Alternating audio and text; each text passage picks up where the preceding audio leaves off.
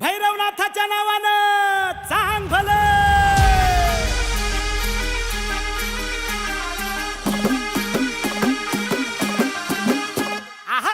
अनदी निर्गुण तो काशी चार कोसावी पावन बिरदाचा धनी सर्ज सवाई. हे भैरवनाथाच्या नावानं चांग भलं. बिरुदेव हा एक आमच्या धनगर कुळीचा एक देव मानला जातो. चैत्र महिन्यात पौर्णिमेला आमच्या बिरुदेवाची एक यात्रा असते. त्या यात्रेनिमित्तानं मोठमोठे क्षेत्रात असते, पण ह्या गजी कार्यक्रम कुठला हे गावचा जे काही कार्यक्रम आहे तर अगदी उत्साहानं आणि आनंदानं पार पडतात.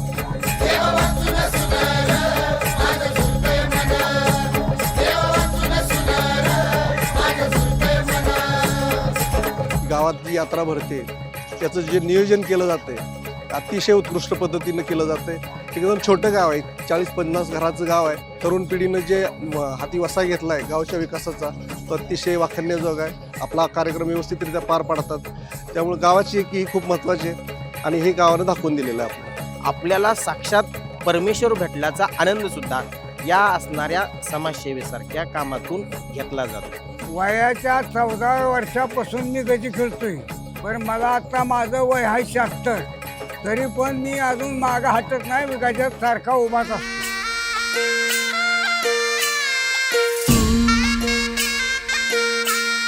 कराड या ठिकाणी कृष्णा कोयना नदीचा संगम आहे आणि त्या संगमामधून पाणी या आपल्या देवाला वाहण्यासाठी आणलं जातं.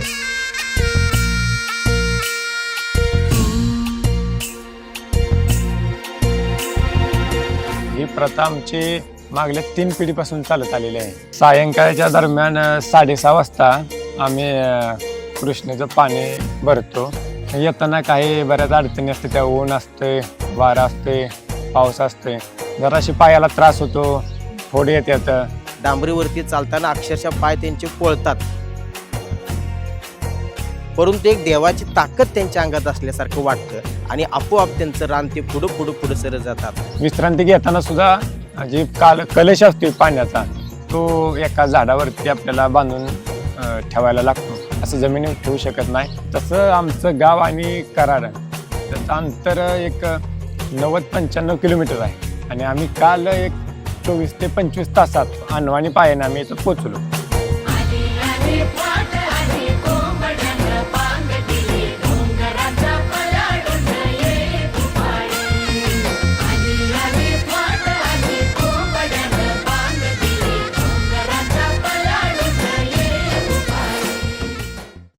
वंदितो पहिला गणेश देव, सर्व कलांचा बाप देवादी देव.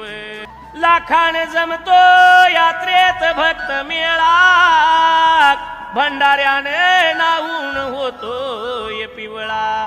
असा विठ्ठल बिरदेवाचा महिमा थोर, थाप मार डिंबाड्या ढोलावर.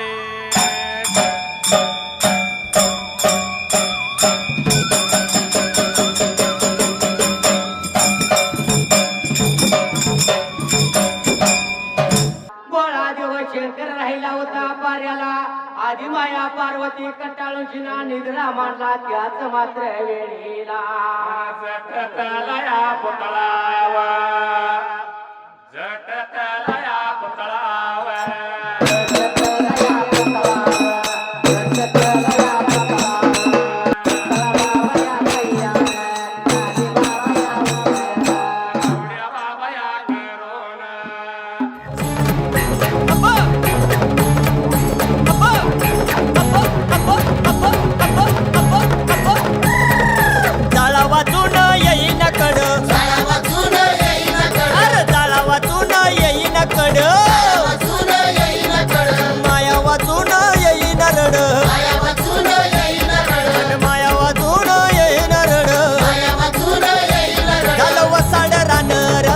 माझं झुरत आहे मन,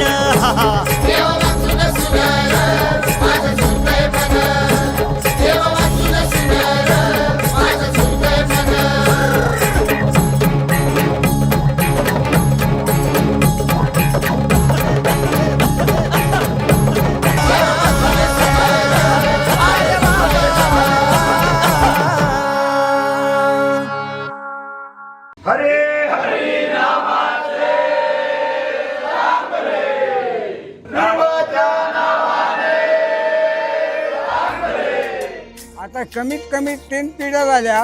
पहिल्या पिढीला आमच्यात गजी नव्हतं. गजी होतं म्हणजे थोडं. आता वाढत वाढत आता गजी झाले. गज पुरत नाही एवढं मुलं झाली.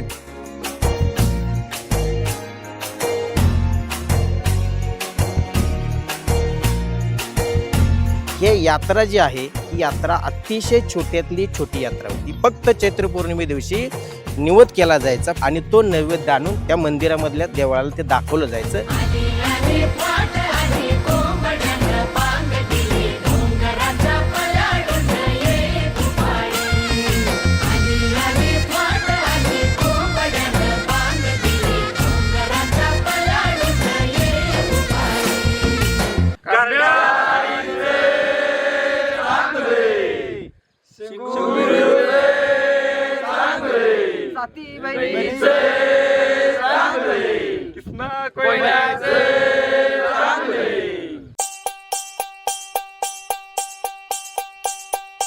जे व्यावसायिक आहे, दुकानदार असतील, नोकरदार वर्ग असतील, एक दोन सुरुवातीला काही जणांनी तो जेवणाचा महाप्रसादाचा भाग उचलला गेला आणि मग हळूहळू यात्रेनं ग्रीप घेत आज हे यात्रेचं 2026 मध्ये आपल्याला हे रूप बघायला मिळतं. जसजशी लोकसंख्या वाढल तसं ह्या यात्रेला जास्तच सपोर्ट मिळाल्यामुळं यात्रा अगदी उत्साहात आनंदात चांगल्या तऱ्हेनं पार पडते.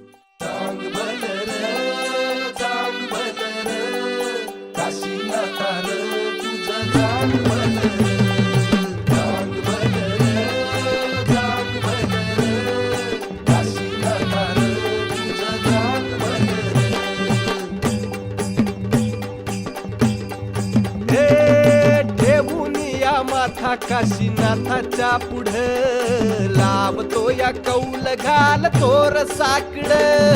पुण्यवान नाही कोणी माझ्या एवढ जीवा संग शिवाची ह्या भेट जी घड. तन मन तुझ्या गुलालात नाल र चांग भल र चांग भल र काशीनाथा र तुझ चांग भल र चांग भल रे चांग भल रे काशीनाथा रे तुझं चांग भल रे. भराड ह्यो मांडलाय नाथा भराडाला याव. भराड ह्यो मांडलाय नाथा भराडाला याव. याव गोंधळ मांडला हो नाथा गोंधळाला याव. गोंधळ मांडला हो नाथा गोंधळाला याव. गोंधळ मांडला हो नाथा गोंधळाला याव. गोंधळ मांडला हो नाथा गोंधळाला याव. ज्या दिवशी चैत्र पौर्णिमा आहे त्या दिवशी आमच्या गावामध्ये पुरणपोळीचा नैवेद्य तयार केला जातो. तो नैवेद्य देवासाठी दाखवला जातो आणि त्यानंतर पुन्हा देवाचा सबिना निघाला जातो. डिग डिग डिग डिग डबर वाजला. डिग डिग डिग डिग डिग डबर वाजला.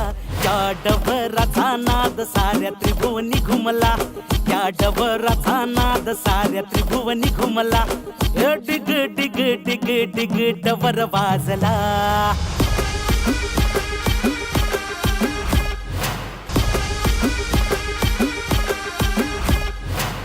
अनदी निर्गुण तो काशी चार कोसावी. पावन बिरदाचा धनी सर्जा सवाई. हे हाती संगीत पेटी ध्यान दैत्य मारिला. स्थायिक झाला सोनारी डबर वाजला. हे काळ भैरव देव हल्ला डबर वाजला.